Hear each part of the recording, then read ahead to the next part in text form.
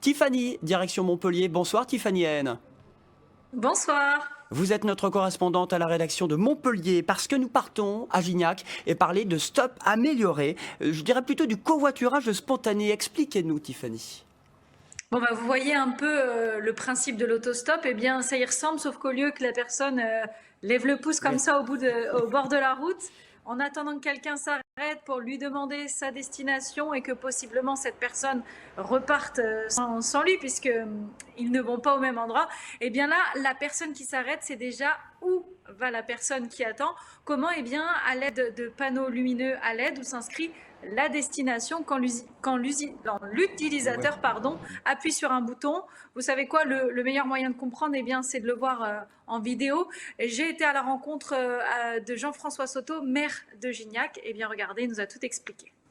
Comment ça marche? Vous choisissez une des 4 destinations, vous appuyez, ça passe au vert, vous voyez un passager pour Saint-André-de-Sangonis. Le message est donné pour tous les abonnés de la plateforme. Il y a un axe qui est en train de se mettre en place.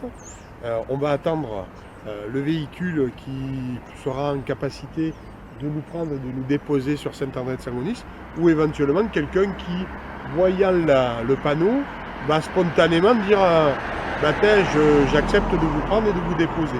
Je ne peux aller ou partir que depuis Gignac, Saint-André-de-Sangonis, Serras, Clermont-Lérault et Saint-Félix-de-Lodève. Mais après ça, ce dispositif il s'inscrit déjà dans un concept plus large où je peux aller aussi m'inscrire sur la plateforme Pitcholine pour préparer mon covoiturage, un peu comme Blablacar. Vous connaissez mes versions gratuites. Écoutez Jean-Baptiste Ray de la société ECOF, c'est la société qui a mis en place ce système à Gignac.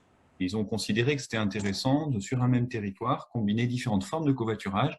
Le covoiturage spontané, comme nous on le pratique, le passager va juste au bord de la route et grâce au panneau, il est rendu très visible des conducteurs et sa destination est également rendue très visible. Donc c'est du covoiturage spontané, j'ai pas de rendez-vous, il n'y a pas de contrainte de temps et donc du coup ça c'est très flexible pour les usagers. Par ailleurs, c'est aussi intéressant de compléter ça avec du covoiturage planifié, donc avec rendez-vous comme Blablacar, mais là le Pays Cœur d'Hérault a aussi ce dispositif qui s'appelle Pitcholine et qui permet de prendre rendez-vous avec quelqu'un qui a un trajet un peu similaire au nôtre.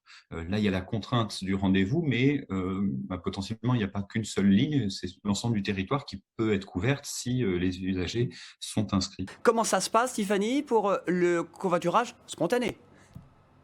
Justement, j'ai posé la question au maire de Gignac quand je l'ai rencontré. Il me disait que le temps moyen d'attente était situé entre 4 et 10 minutes puisque, je le rappelle, soit on appuie sur le bouton et on est visible depuis la route, soit on se connecte sur l'application, la plateforme Pitcholine. Et là, eh bien, grâce aux 400 utilisateurs déjà inscrits, eh bien, on est également visible. On a aussi posé la question à ECOV, mais c'est le début de la ligne, donc c'est encore difficile à dire. En tout cas, les panneaux ont été installés à des endroits passants. Écoutez. Avant d'implanter ces panneaux, on veut s'assurer que les passagers qui iront à l'arrêt, qui feront une demande, seront pris dans des temps raisonnables. On a développé chez ECOV une capacité de savoir en tout point du réseau en France, en tout point d'une route en France, d'où viennent les conducteurs et où est-ce qu'ils vont. Et donc, du coup, avec ça, on est capable de dire, à partir du moment où il y a une dizaine, une vingtaine de conducteurs par heure, on est sûr que, et qui participent, on est sûr que les passagers vont attendre moins de 5 à 10 minutes. Donc, ici, pour le Pays Cœur d'Hérault, toutes les origines-destinations qu'on propose devraient remplir ce critère-là. Alors, bien sûr, si on fait une demande en plein milieu de la nuit, on risque de ne pas partir. Alors je sais que vous êtes baroudeuse, vous avez fait le test personnellement, ça a donné quoi? Alors oui, effectivement, pour les besoins du reportage, j'ai appuyé sur ces fameux boutons. Je suis restée environ 1 heure sur place. Bon, il n'y a personne qui s'est arrêté pour moi, mais en même temps, j'avais une caméra sur pied, donc c'est vrai que ça peut être impressionnant. Et puis, il faut le dire, cette ligne, c'est le début. Elle a été installée à peine il y a 10 jours, donc il faut que les gens apprennent à connaître ce panneau et son fonctionnement, son usage. Donc sur place, je suis quand même tombée sur Colette. Je pensais qu'elle s'était arrêtée pour moi parce que j'avais appuyé sur un bouton. Non, en fait, Colette, elle allait faire ses courses, mais en tout cas, je lui ai expliqué le dispositif et elle avait l'air plutôt partante pour prendre des passagers. Écoutez.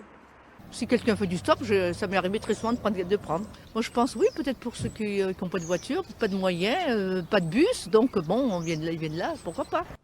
Ouais, c'est une belle initiative. Qu'est-ce qu'on peut dire d'autre au niveau sécurité? Parce que la question peut se poser aussi. Alors, niveau sécurité routière, quand il y a un panneau qui est installé, il y a une place à proximité pour que les conducteurs puissent s'arrêter sans danger sur le bord de la route. Pour ce qui est de l'aspect de monter dans la voiture d'un inconnu, de prendre un inconnu, évidemment, il faut toujours faire attention. Mais dans les différentes villes où ça a été installé, on espère en tout cas que ces lignes de covoiturage seront un moyen de recréer du lien social et de la solidarité entre covoitureurs et conducteurs.